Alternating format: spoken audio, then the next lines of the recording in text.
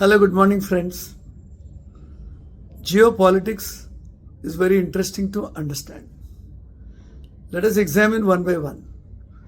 Why this Russia and Ukraine warfare? Why European community joined Ukraine to fight against Putin? Why did Trump waited so long to make an understanding with Zelensky? All has one purpose: to get their mineral stockpiles from Ukraine. Ukraine is a very, very rich country. Sunflower oil, wheat, and there are many natural resources.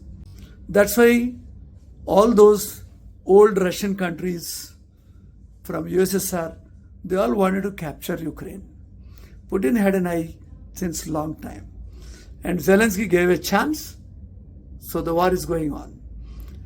Now these American presidents played their game very nicely. Initially, Biden gave them support, thinking ultimately US can conquer them and take all those mineral piles from Zelensky. But somehow, Trump succeeded in doing this. So we all seen in the news. They finally made an understanding, collecting all natural resources from Ukraine, especially with respect to mineral stockpiles, which are very much abundantly available in Ukraine. Putin is also happy because he conquered almost 20 to 30% of Ukrainian land, which is not going to return. But who is the sufferer? Ukrainian population. Not Zelensky, not Putin, not Trump. It is a common man in Ukraine who suffered losses to their properties, lives, their whole livelihood, everything is gone. Children suffered lack of education, hospitals, and their future is bleak. This is what happens. So who is the main culprit in all this? America. You recall, first time Americans tested their atomic explosions in Marshall Islands.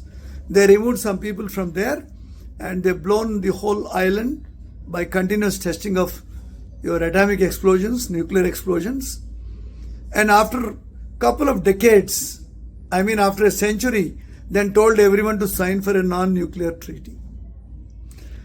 Americans stored all nuclear waste in big, big cement tanks and put in the bottom of the Pacific Ocean. And they told every country, please be careful about nuclear waste. They gave weapons to Pakistan, F-16s and a lot of other weaponry to fight against India, and created a long-lasting war between these two neighboring countries. And who is the beneficiary? Is the US. So this is what happens.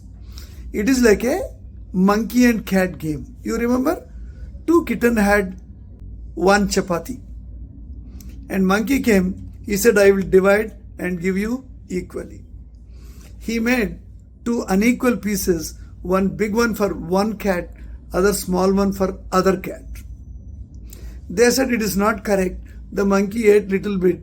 So the story went on. Nobody got equal division and finally monkey ate of everything.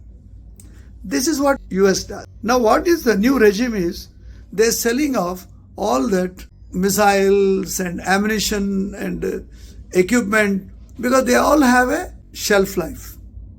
A missile can stay for 5 years, 7 years. If you don't use, they denature because of their chemicals. So what these rich countries do, they create a war between two small countries and sell this weaponry, and dekho tamasha. This is what US has been doing between India and Pakistan. Why does US now want to capture Yemen? Yemen is a very, very strategic location. Any country which takes on Yemen, they can rule that area because geographically it is a very strategic location for any major country to have their bases, squadrons of aircraft there. They put ships around them. It is a very important strategic location for any country. Similarly, Afghanistan. Russians, Americans and Pakistanis, everybody wanted to take away Afghanistan thanks to the bravery of Afghanistan common man, every small boy can fight. Because there is a saying, Siberian bear wants to drink warm waters of Arabian Sea. Any major country which holds Afghanistan and they can control whole the Asia and Middle Asia and all these areas. It is a geographically, military-wise, it's a fantastic geographic location. That is where big countries like America, China, everybody wants to keep their foothold. That's why everybody wants to capture Afghanistan, not because of love or enmity. It is all because of future sad thoughts to take charge and to take control over the geographic locations so that they can continue with the imperialistic attitude. Now US biggest strategy is ladai rakho, tamasha dekho. You put a war between two countries and then keep watching, sell all your ammunition, get them exhausted so that you prepare a new ones and keep showing to people. Ultimately we are the world number one. So smaller countries should have more cooperation among them. I am very happy with this grouping of Asian countries together. That's very nice. They should have done long ago. At least these countries like US and other people should have some respect or a fear from Asian countries too. Luckily India plays a very good neutral role, and thanks to our Prime Minister sir, he is really playing a wonderful neutral role, not disturbing anybody. That is a better strategy for a country like India. Coming to India-Pakistan war, definitely it is not our interest, it is other nations' interest. US is interested, China is interested, and so many other nations may be interested. Geopolitics and war situations are very bad. Third World War is already began. There are so many countries fighting across the world. That's how most of the world wars began.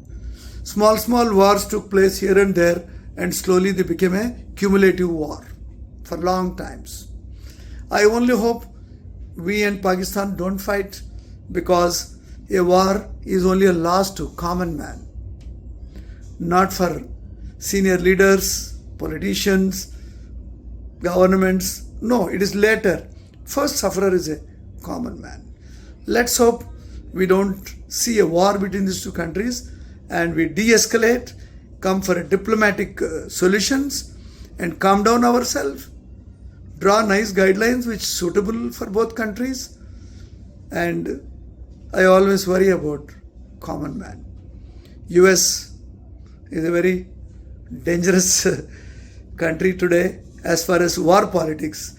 They are good in creating jobs for Indians and many other things, but when it comes to war politics, they played a major role in the past, and they're going to play even in future.